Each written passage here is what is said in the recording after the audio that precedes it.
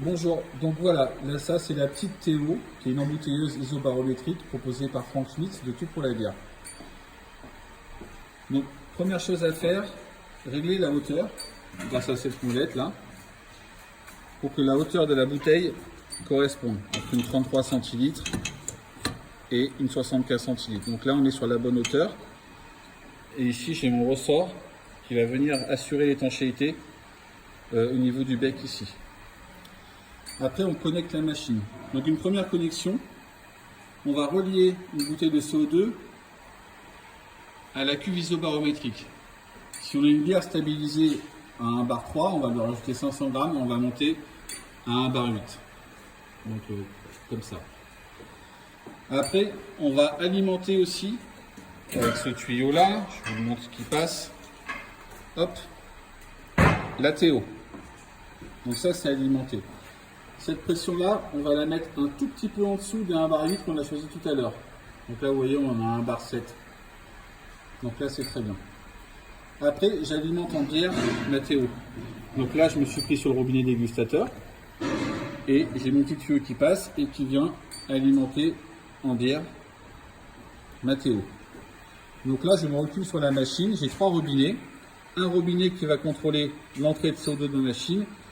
Un robinet qui va contrôler l'entrée de bière de la machine et un robinet qui va contrôler la dépression de la machine.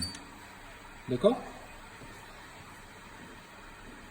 Je vais gonfler ma bouteille au CO2. Donc j'active la...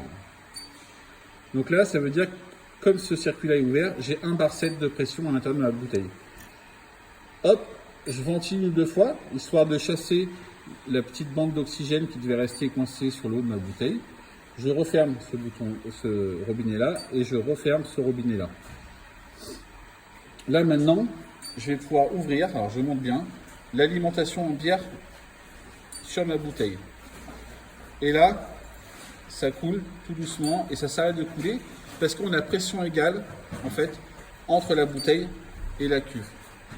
Et on va remplir en fait en relâchant la pression avec ce robinet là. Donc j'ouvre ce robinet là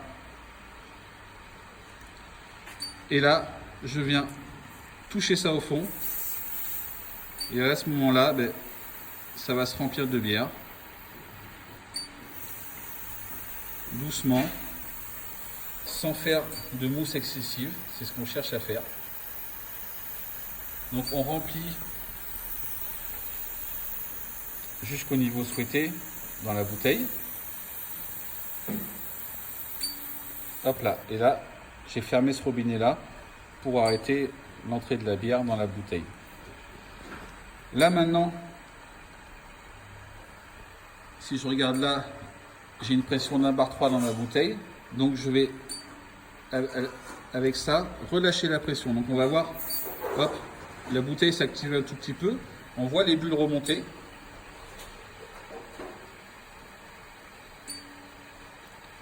Une fois que c'est fait, là ma bouteille est à pression atmosphérique et ma bouteille a arrêté de mousser. Donc je l'enlève.